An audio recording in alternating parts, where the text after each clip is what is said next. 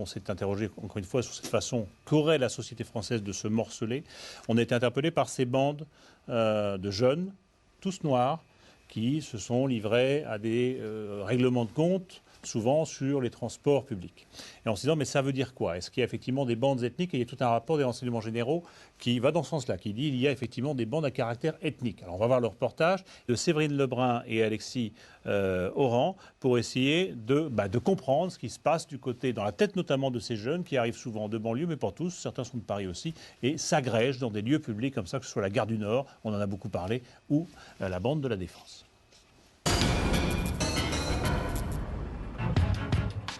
Paris, gare du Nord. Un après-midi ordinaire. Le lieutenant Botella fait sa patrouille quotidienne.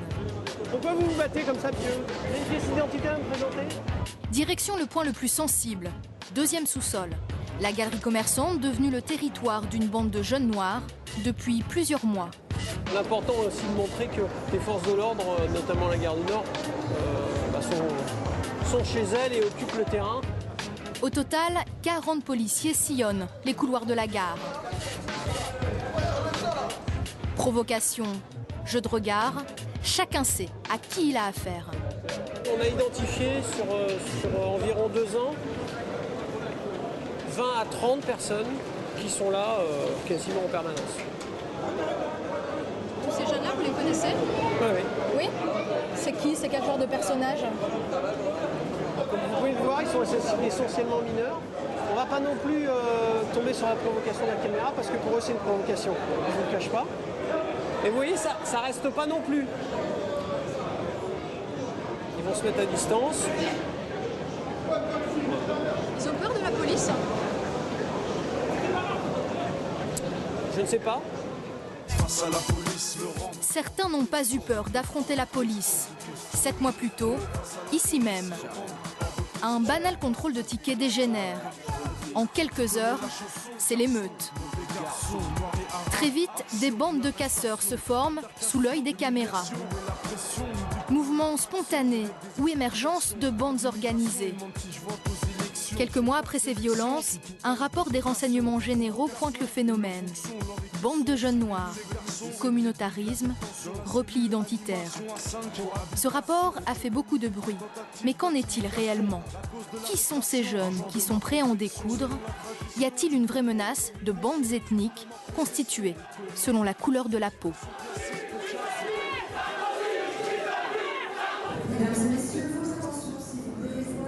La gare du Nord, c'est le point de connexion de tous les RER en provenance des banlieues. Une bande en aurait fait sa chasse gardée. Son nom, GDN, comme gare du Nord. Mais selon le lieutenant Botella, rien à voir avec les gangs de Chicago ou Los Angeles. Lorsqu'on parle de phénomène de bande, la difficulté c'est de ne pas tomber dans le côté bande organisée ou gang qu'on a effectivement aux USA. Ici, on n'est pas du tout dans ce contexte. Par contre, on peut avoir des regroupements de petits groupes de 2, 3, 4 qui, en s'associant, peut prendre effectivement l'ampleur, effectivement. Pour rencontrer ces jeunes, il faut utiliser une caméra cachée. Aucun d'entre eux ne souhaite s'exprimer face à l'objectif. À leur contact, on comprend vite que faire partie de la GDN, ça se mérite. Il faut être coopté.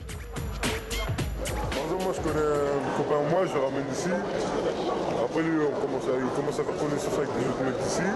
Après il commence à, je sais pas. Parce qu'il y a de l'ambiance ici, c'est pour ça. Tous sont noirs. Mais ce qui les lie d'abord, c'est l'appartenance à une cité et la rivalité inexplicable contre une autre bande, celle de la Défense, à l'ouest de Paris. Lui c'est un Africain, moi je suis un Antillais, on est ensemble, on est dans la même cité. Si lui il a une embrouille, je suis là. Je sais que si moi j'ai une embrouille, c'est une histoire de terrain, d'argent, de regard, de respect, tout ça. Non, parce que moi je suis passé par là. Là, par exemple, ça, c'est pendant les bagarres. Je me suis mangé un coup de couteau. Une violence banalisée qui fait partie de la vie de leur cité. Et je veux qu'on vous montre. Je leur de ma pub. Sur leur téléphone portable, des photos d'armes de guerre et un petit film où l'on voit le barillet d'un revolver. Beaucoup de frimes, un peu de provocation. Quelques mètres plus loin, Salif, lui aussi membre de la GDN. Il sort juste de 3 semaines de prison après une bagarre contre la bande de la Défense. Ouais, mais ça fait du pas, après ils ont tiré et tout. Après, Avec des armes Une des bandes? les mecs de la Défense, ouais, ils ont tiré. Les mecs de la Défense? Ouais, après, ils n'avaient que 2 balles, ils ont tiré, donc on savait qu'il n'y avait plus de balles. Après, nous, on les a poussés. Bah, jusqu'à Saint-Lazare, on s'est fait arrêter. En même temps, moi j'avais une gazeuse et une hachoir. Un hachoir? C'était le 27 août dernier dans les quartiers nord de Paris. Sortie de boîte de nuit à Pigalle. La GDN affronte ceux de la Défense pour une simple histoire de portable. Noir contre noir. Une cinquantaine de jeunes, marteau, barre de fer, course-poursuite. La bataille rangée s'achèvera sur le parvis de la gare du Nord. 12 mises en examen, et parmi eux Salif, le jeune au hachoir rencontré en caméra cachée.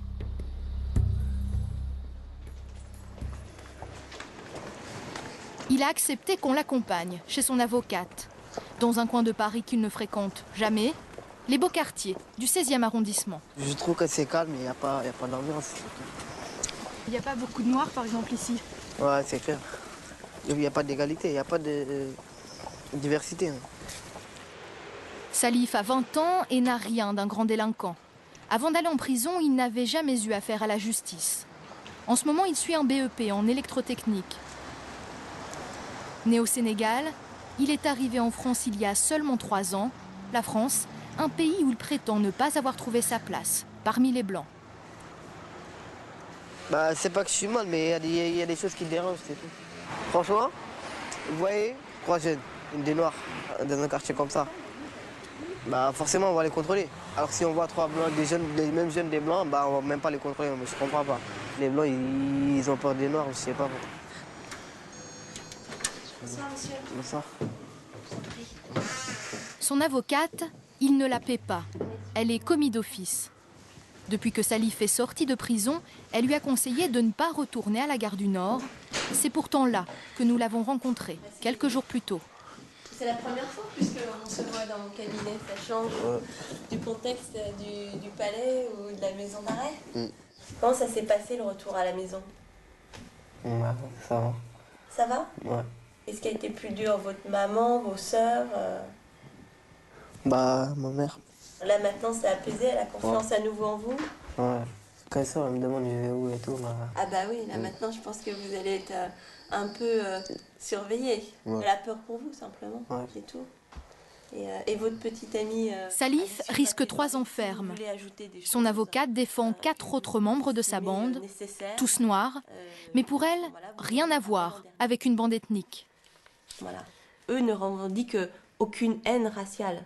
Et effectivement, ils se sont regroupés par affinité aussi communautaire, autre que amicale, mais à la base, ce n'est pas quand même un regroupement exclusivement ethnique.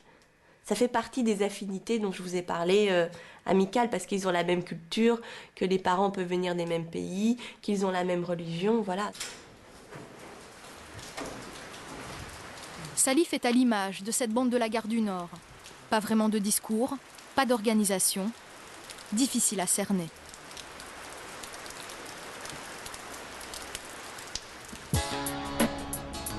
Mais il y aurait en France des bandes un peu plus structurées, comme par exemple à Torcy, en Seine-et-Marne. C'est du moins ce qu'affirme le rapport des renseignements généraux. Un quartier, le Mail, serait en pleine ghettoisation.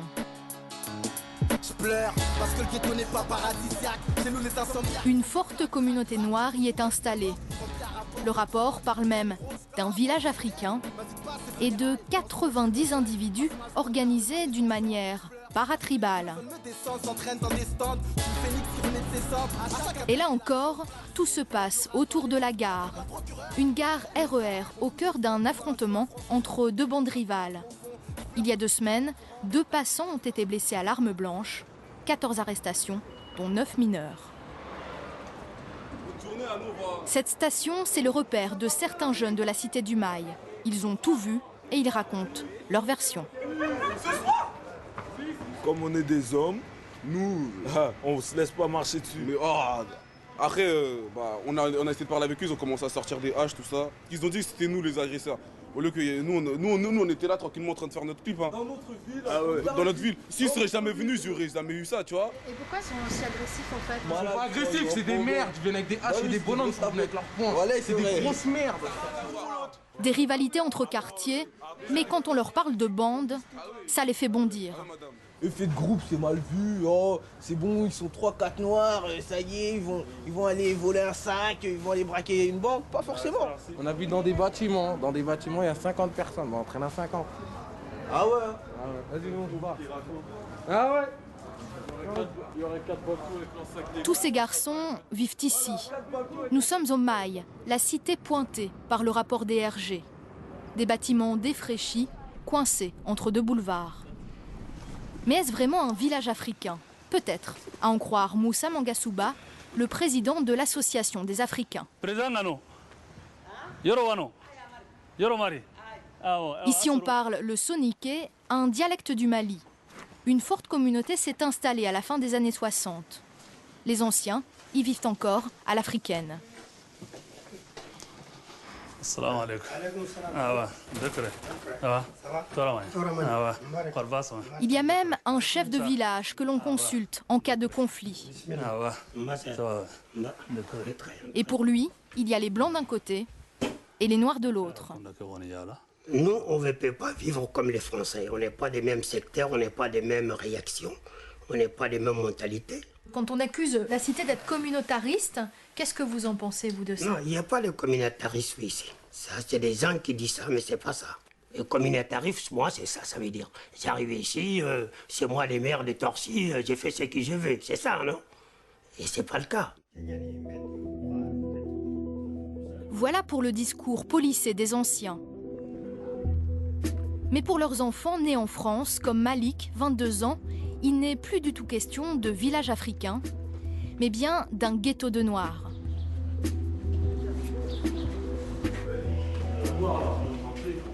Ah ouais, ça n'a pas changé. Il a pris perpète, l'ascenseur. Ça s'ouvre pas. Il a pris perpète, vous voyez pas? Ça fait combien de temps que c'est comme ça? Ça fait 20 ans. C'est le ghetto. Après, il s'étonne pourquoi ça tire, ça vole, je sais pas. C'est normal tout ça. On est né dedans. Faut pas s'étonner. On est black, c'est parce qu'on est black tout ça. Ah ouais, hein. Ce serait des... Tu vois, je suis pas raciste, mais ce serait des blancs, tout ça, qui habiteraient ici. Ce serait pas comme ça. Cette rancœur, Malik n'est pas le seul à l'exprimer. Il nous emmène un peu plus loin, dans un autre hall d'immeuble, voir ses copains de la cité. Aucune agressivité à notre égard, mais une vraie virulence contre le système. Le problème, c'est qu'on nous laisse tous entasser les uns les autres. Il n'y a rien pour nous. Il n'y a rien pour nous. Dans cette société. On ne sait pas pourquoi. Il y a des jeunes qui ont des diplômes, des bacs, tout. Ils ne donnent rien du tout. Sarkozy, il est là, derrière son bureau, il est bien. Il augmente son salaire. Nous, on est là, on n'a même pas de salaire, mon frère. Faut pas s'étonner, si ça s'embrouille dans les cités, c'est normal, ça. Si à chaque fois vous nous mettez des bâtons dans les rues, c'est comme ça qu'on aura la haine, toujours, et ça restera comme ça. Même les générations qui vont venir, les plus petits, ils auront la haine, ils vont se battre entre eux, ils vont voler, ils vont braquer. Mais moi, personnellement, j'ai jamais voulu être raciste, mais là, à cause de vous, je le suis. À Torcy, il y a d'autres jeunes qui ne craignent pas de parler face caméra. Ils font du rap, comme la plupart des garçons du quartier. Miroir, miroir, dis-moi qui est le plus noir. C'est la paresse du peuple noir qui maintient le blanc au pouvoir. Pourquoi vous faites 3 km pour jouer? Y'a pas de jeu au quartier? Pas de jeu, ils sont tous cassés. Ça, c'est les jeunes footballeurs, ça. Hein, les attaquants. Il y a un groupe qui fait parler de lui, Black Skin, la peau noire. Tout le monde ici connaît leurs textes, ils défendent haut et fort la cause des Noirs. Mais n'oublie pas qu'ils nous fument, fils d'esclaves. C'est pour ça qu'aujourd'hui je te fume, sans faire semblant. Meurtre sanglant, exécuté sans gants. Tel un bourreau du Ku Klux Klan, sur eux tire à balles. Si on est allé voir Black Skin, c'est parce qu'ils sont cités dans le fameux rapport DRG, élément fédérateur de la prétendue bande du Mail. Une mise en cause qui fait sourire le leader du groupe. Croix de bois, croix de fer, et va en enfer. Maintenant, on veut nous mettre des bâtons dans les roues, c'est normal. Quand les NTM, ils ont commencé, c'était pareil. Hein. Même les RG, les cités de bande ou je sais pas quoi, alors que les mecs, c'était que deux. C'était une bande. C'était que deux. Ça fait peur, c'est tout. Parce qu'on dénonce, ce qu'on dit, il y a beaucoup de gens qui l'écoutent. Maintenant, on commence à se faire écouter dans toute la France. Ils se posent des questions. Ça fait peur. Parce qu'on commence à réunir une certaine minorité qui n'était pas visible, qui commence à devenir visible. Tout ça, ça gêne, ça fait tâche. Ghetto français nous a piégés. L'État nous veut à ses pieds. Ou dans le mur blanc, me voir foncer. J'écris. À Torcy, au gré des affrontements et des rivalités de quartier, se créent peut-être des bandes de jeunes. Mais il y a surtout une communauté noire qui se sent de plus en plus marginalisée. Prisonnier du quartier, parents épuisés, petit frère incarcéré, 25 piges en France, je ne suis toujours pas à jour. Déclarations guerrières, affrontements violents, peut-être les prémices d'une revendication noire qui tente de s'organiser. En tout cas, la certitude que dans notre société, les rapports sont en train de changer. À cause d'une couleur de peau.